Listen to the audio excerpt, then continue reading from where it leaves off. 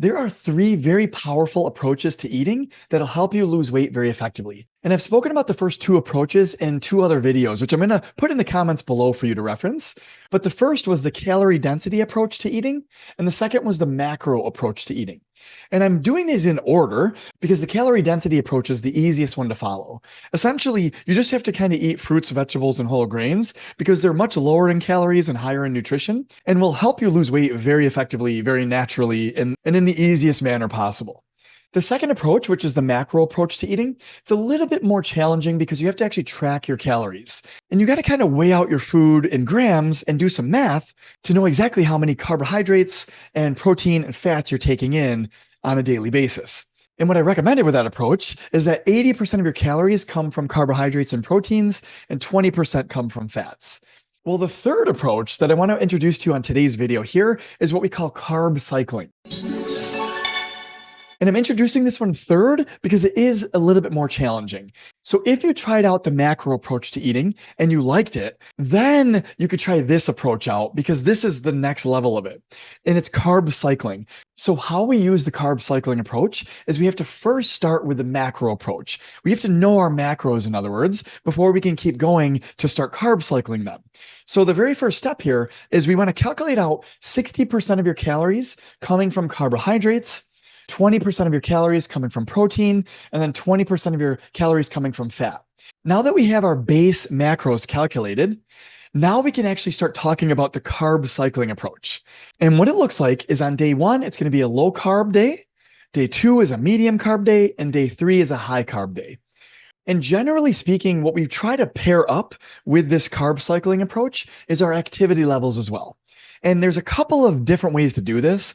But to start off, you'd simply match your activity levels with the amount of carbs you're taking in, actually.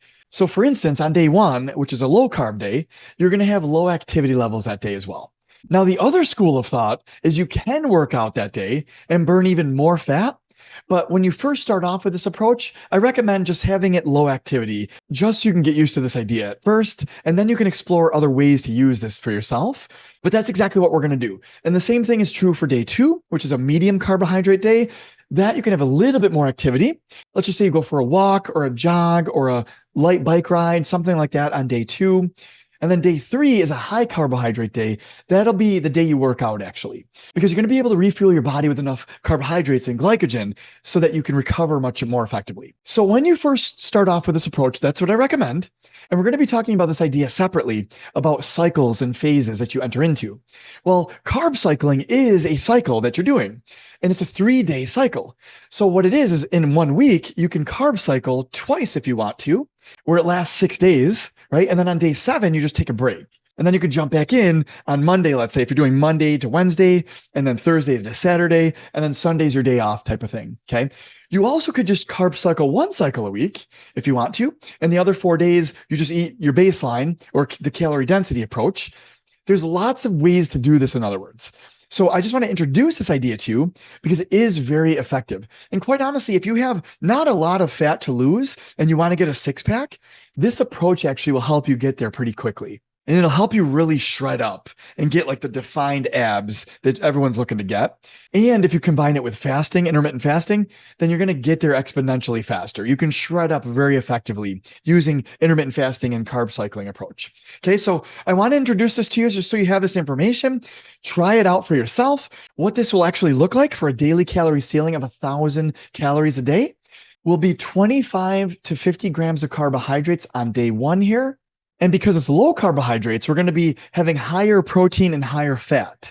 So if you can eat 75 to 125 grams of protein on these days and around 44 to 55 grams of fat, you're going to be perfectly in line with this ratio for day one here, okay? And then day two is medium carb day, which is around 75 to 100 grams of carbohydrates. Protein is going to be a little bit less, 50 to 100 grams of protein. And then also fat is also a little bit less as well, 33 to 44 grams. As I mentioned before, if you wanted to do a little bit of activity on day two, that's totally fine. And that's actually beneficial because you'll just be burning more calories, which is ultimately our goal anyways. But you don't have to go too crazy, because if you don't have a whole lot of energy from your carbohydrates, then I don't want you to be killing yourself here. I want to make sure you have enough energy for your day. I want to make sure you're still focused, being very productive for your work, for your family, for everybody. And what we're trying to do is just find the right balance so it's easy for you to maintain. Okay. And then day 3 is our high carbohydrate day, where you're refueling properly all the way with all of your carbs. And now you can actually go out there and have a workout, and you're going to have a lot more energy that day. And you'll probably have a little bit more pep in your step that day, quite honestly. So this is the carb cycling approach. And this is a very powerful approach to help you burn fat very effectively. So try it out for yourself. Let me know in the comments below how this works for you. And if you're able to do this for about 3 or 4 weeks in a row of carb cycling 2 times a week, you're going to see amazing results. Your fat is going to start to just burn right off your body. You're going to start to become a fat burning machine over time. And it's a very empowering and exciting thing to see your body shift in the way that it does from this diet. Okay. So with that, I hope this was very valuable to you, and I'll see you in the next video.